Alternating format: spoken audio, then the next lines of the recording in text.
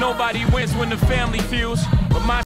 So fam, I was contacted to look into this story by a young mom, and to say the least, the details was crazy. And I was hesitant to bring it to you guys' attention because it's the sensitivity of the nature of the case, and also just guidelines and making sure we don't step on toes. Now, of course, it's always two sides of a story. But knowing me, family, if you've been a family member for some time, you know I'm not biased at all. So we're gonna come with a non-biased attitude. To say the least, we're going to Virginia. We're gonna talk to a mom, a full interview, and hear what she had to say after her son has been charged in the 9th grade with a felony for defending himself. But there's been some trails that led up to that. In the 7th grade, in the 8th grade, and now the 9th grade. This is active, and all this is new as we speak. So hearing from the mother and hearing her side was kind of a touchy situation, to say the least. But I did my due diligence. There was some statements being made, and there was some actions that was neglected. We're here to talk about it all, but nonetheless, I think the interview is gonna set the stage. So before we go over this one, I want you guys to remember, I don't give you no angle. I just give you the story. So with that being said, make sure you like, comment, and subscribe.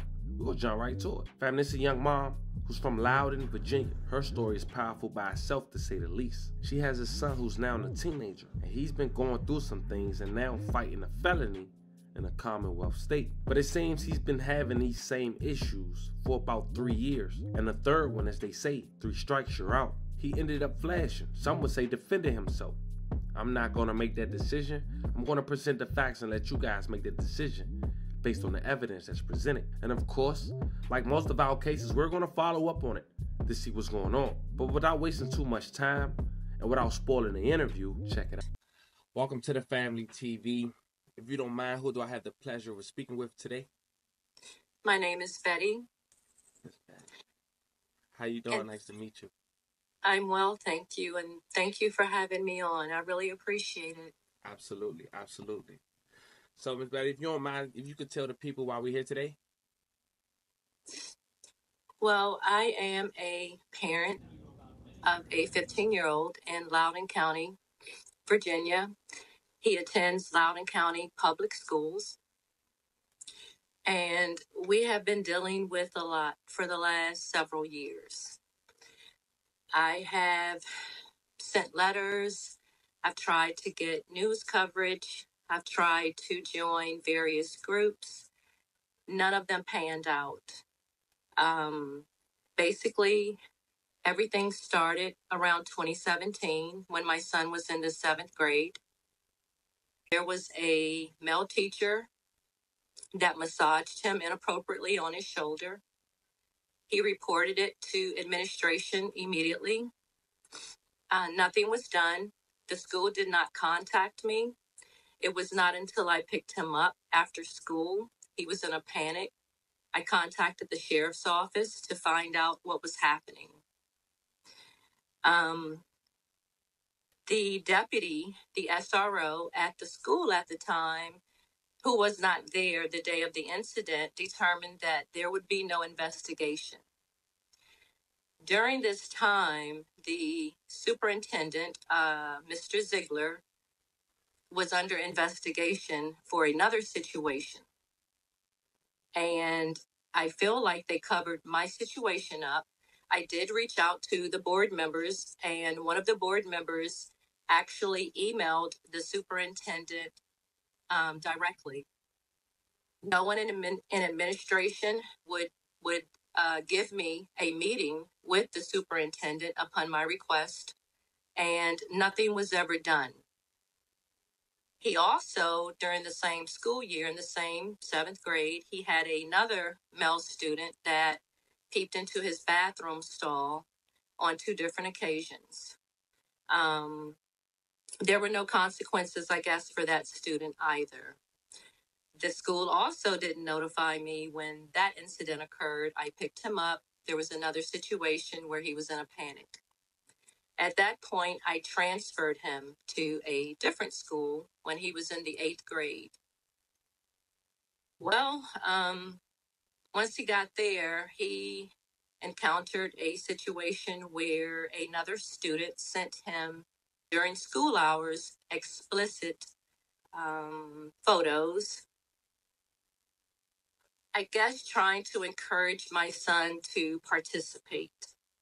And my son did not reveal the information to me. I guess he was embarrassed, very uncomfortable with the situation. And maybe a day later, I received a phone call from the school and I went there. And that's when I found out that this situation was going on.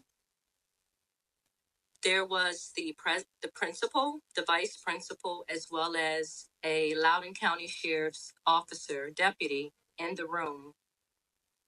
The deputy had my son's phone. He was scrolling through the phone, and he stated to me that he was going to confiscate the phone, which I had no problem with. He then, as he continued scrolling, he asked my son if he sent any inappropriate photos. My son said no. The deputy then made the statement, "I don't like liars, which is why I divorced my wife. Did you send any photos or not?" And my son began to shake. He had a panic attack. The vice principal and I calmed him down. Then the deputy took it a step further and he told my son, who was the victim, that I own you from the age of 14 to 18, and if you do anything stupid, I will bring charges. At that point, the meeting adjourned, and that was the end of that. I then filed a complaint against the deputy with his sergeant that supposedly went up to internal affairs. When I called to get status, I was informed that I could not be notified if there were any repercussions against the deputy. The only thing that I requested was to have the deputy placed at a different school, because both the deputy and the person that sent the explicit photos are now attending my son's high school. Well, the student is attending the high school and the deputy is the SRO. So I tried to explain to them that this is traumatic. You know, he's going to be in high school for 4 years and he has to see this deputy. Well, first and foremost, the police are there to serve and protect, not bully and threaten. And nothing was done. So my son, he's getting mental health care. He's also on medication and he suffers anxiety, PTSD. I have filed numerous complaints with the school regarding the bullying. Nothing has been done. To go back, let me just say that my son was also exposed to pornography at a very young age by his father. The father has abandoned him and is no longer in his life. And I put him in extensive counseling, and he was doing amazing. But once all of these things started to happen, his esteem just disappeared. He became very depressed, and I started filing Title IXs. I filed 3 different Title IXs, and all 3 of them were dismissed. So, December of last year, there was another incident. So, let me just backtrack. The deputy and the person that sent the explicit photos are both Caucasian. We're African American. We're biracial. In December, another student touched my son inappropriately, and he reacted the next day, and he strangled the child. He wasn't trying to kill the child. He wasn't trying to injure the child. He told the child that if you ever touch me again, I will hurt you.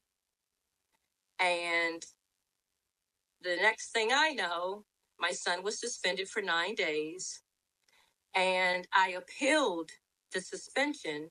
And my reasoning was, had the school system addressed these issues prior to the prior issues, then we wouldn't be where we are today.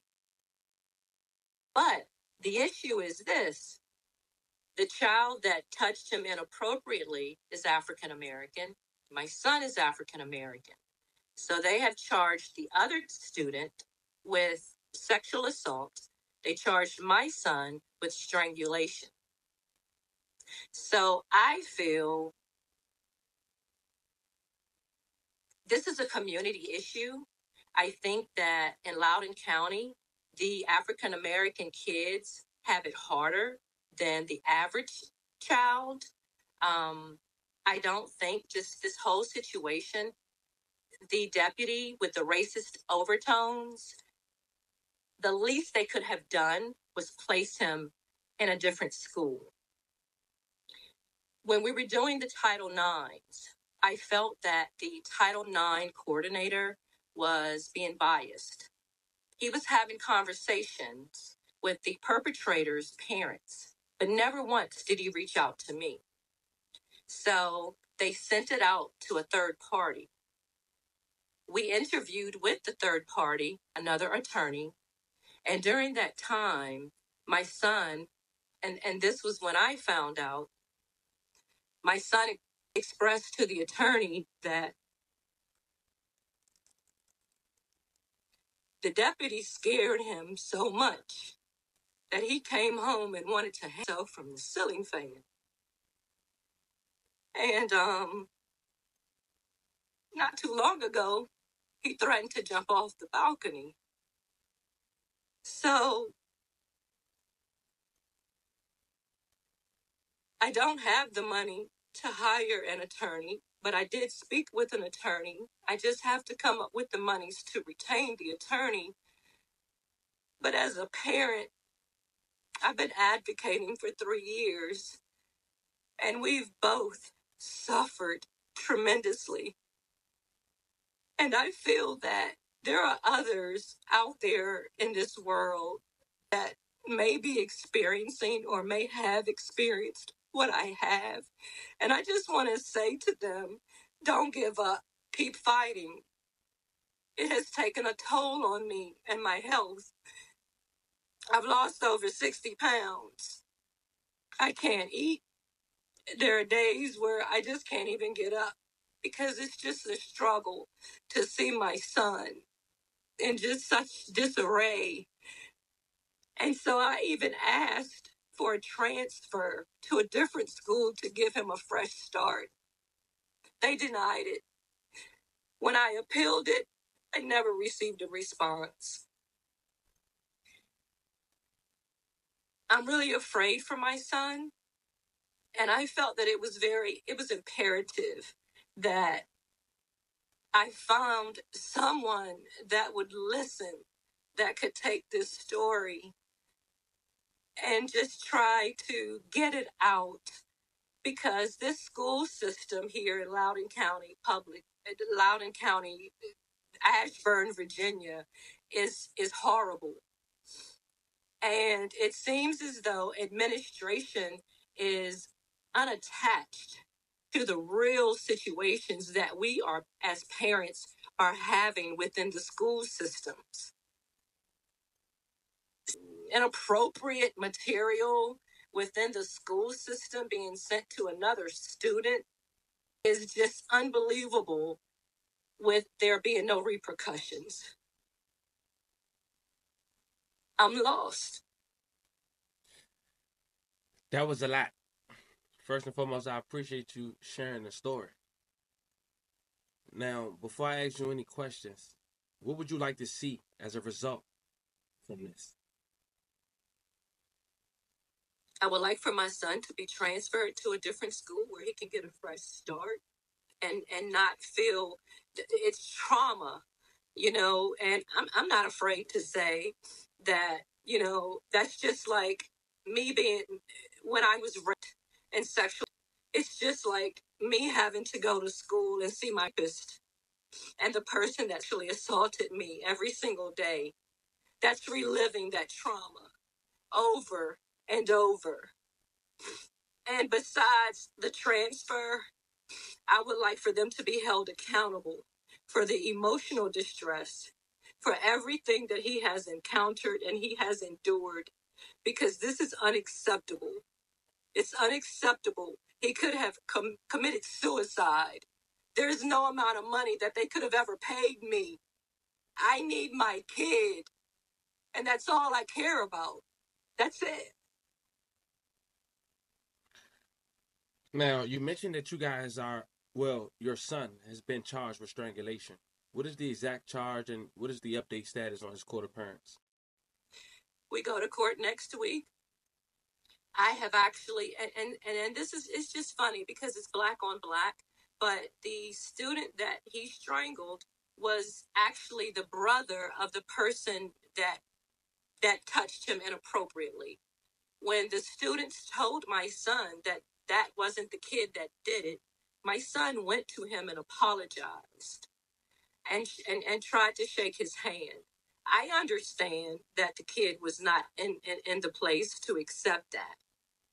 But as a parent, if there were no consequences for the Caucasian deputy and the Caucasian student that sent the explicit material, then why are we pursuing this assault and this strangulation black on black crime? Can someone explain that to me? They can't.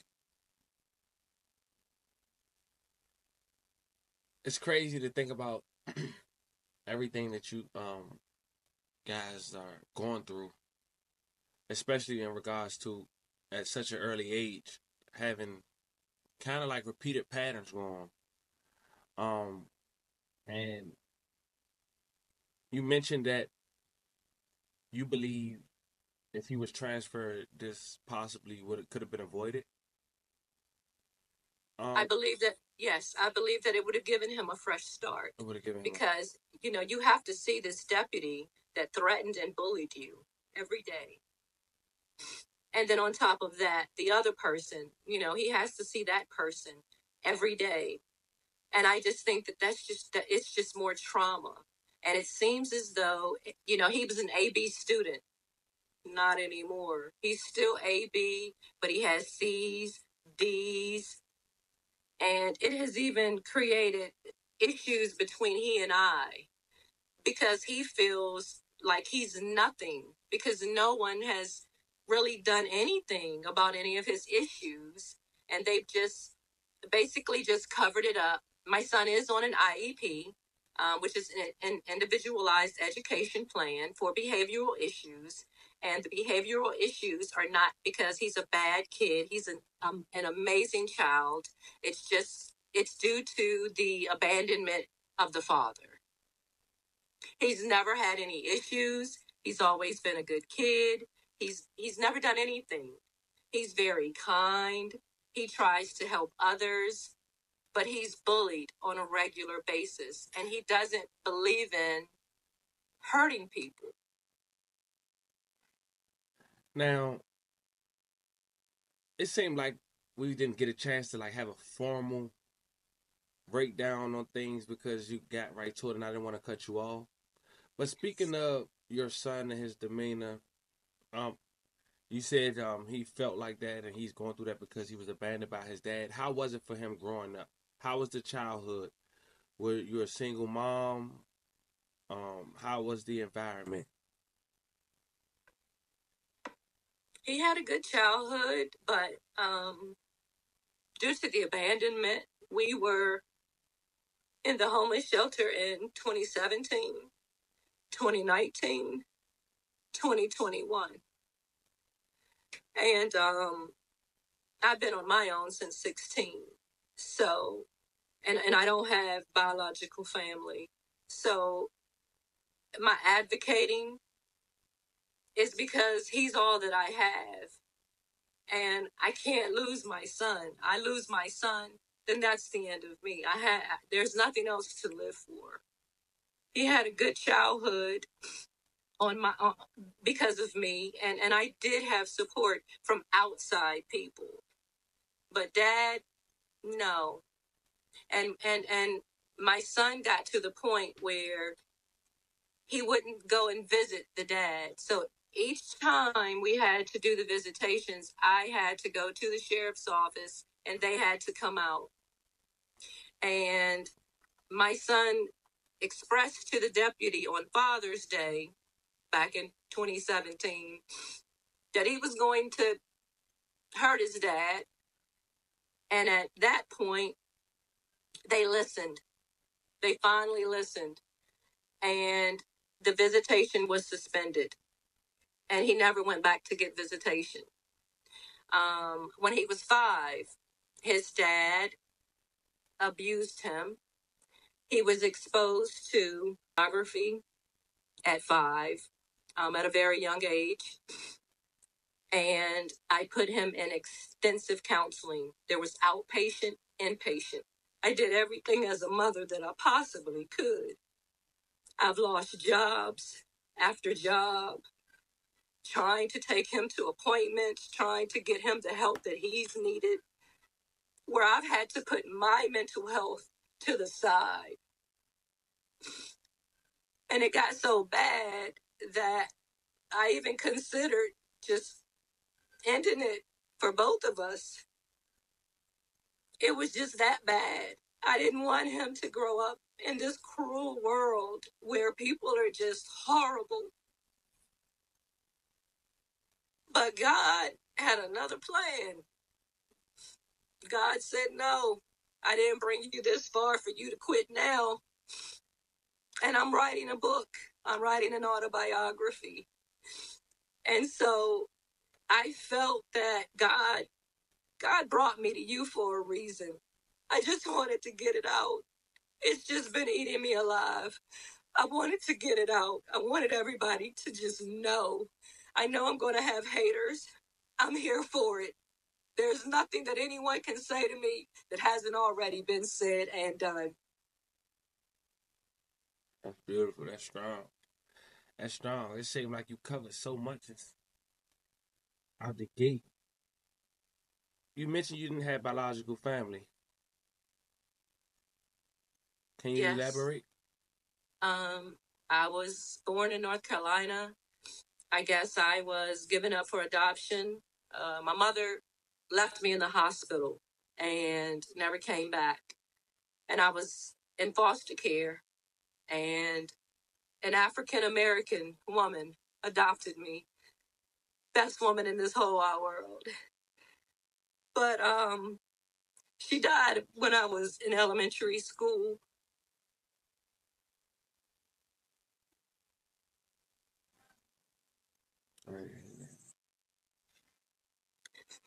Then I left North Carolina and I came to Maryland to live with her daughter. And it just wasn't a good situation. And so I've been on my own since 16. There are days where I remember living in a Fiero because I couldn't stay at my boyfriend's house. So the parents let me sleep in the car and would sneak me in the house at night. I remember walking the streets, Southern Avenue in Maryland, 3 and 4 o'clock in the morning, being robbed. Like, I've been through it all. Sorry you've been through that.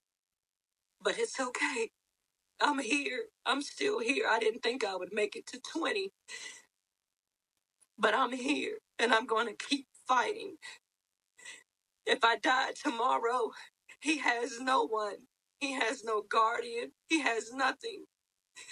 So I'm going to fight for that kid. And I'm going to make sure that he's taken care of before I leave this earth. I pray to God every day, let me live long enough to see that child grow. That's all I ask for in this lifetime. That's all I ask for. Amen. Amen.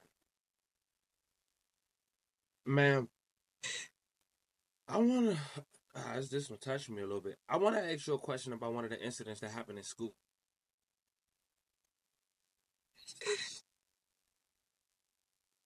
You said the person that sent those messages to him ended up going to the new high school with him.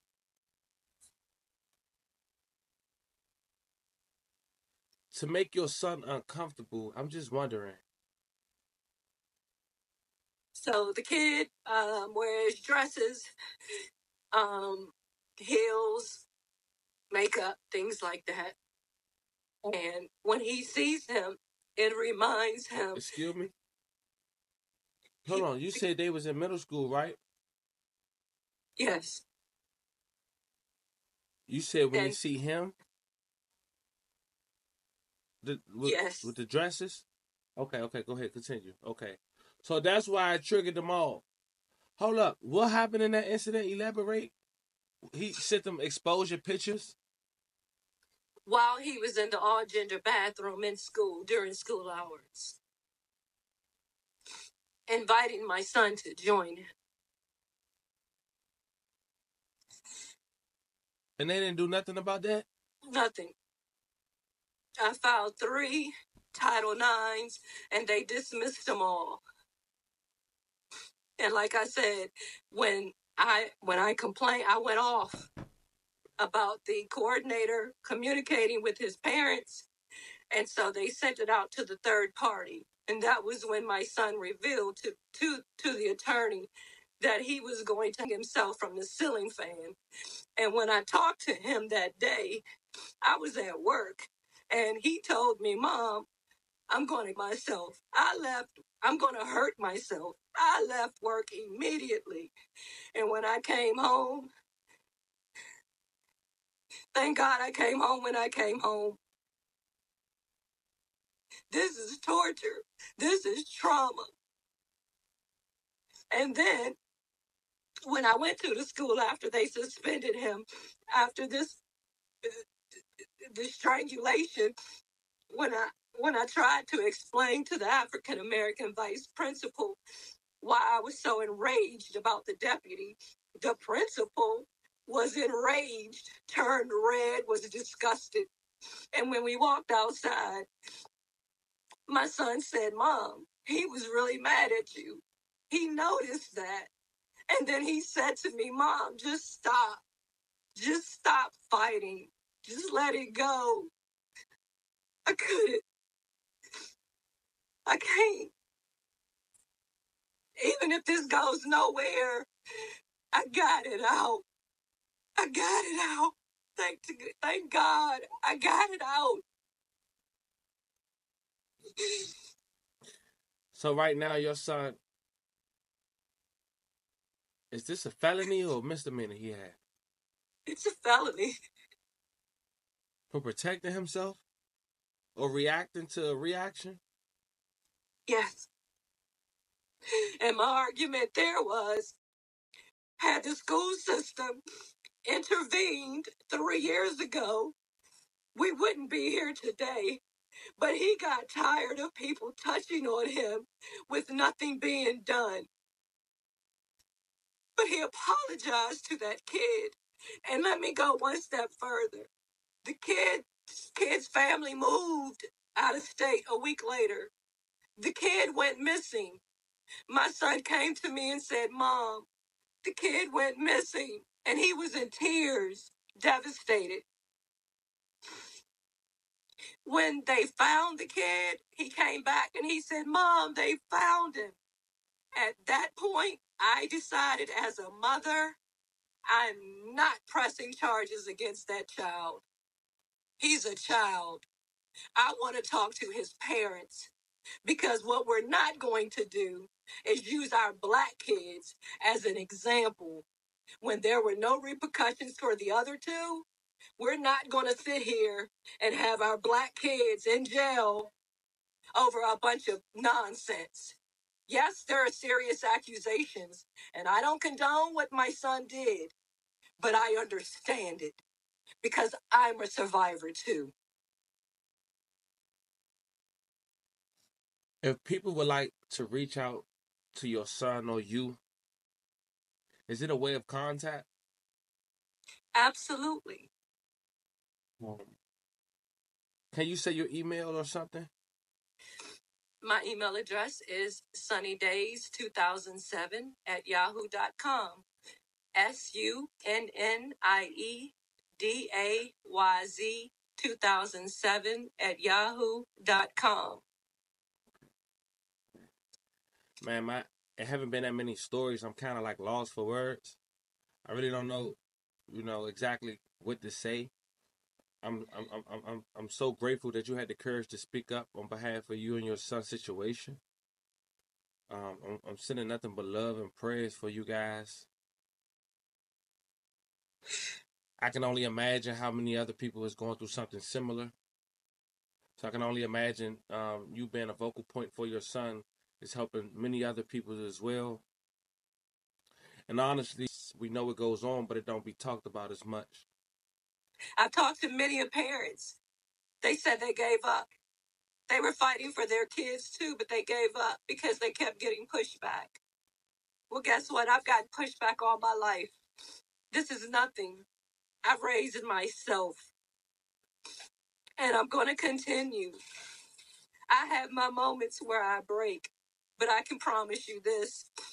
You won't hear about me doing anything bad to myself in the news. Amen. That's good. That's beautiful. And I want to say to you, young man, thank you. Thank you so much. I feel like God placed us together for a reason. You don't know the weight that has been lifted off my shoulder, being able to tell my story. Thank you so much. Well, thank you, man. May God bless you for this. Thank you. I really, really appreciate it. Is there anything else you would like to say? I just want to say to all of those out there, just if you have kids, don't ever get to the point that I did. Because I had really dark days where I couldn't bring myself to do anything with my son.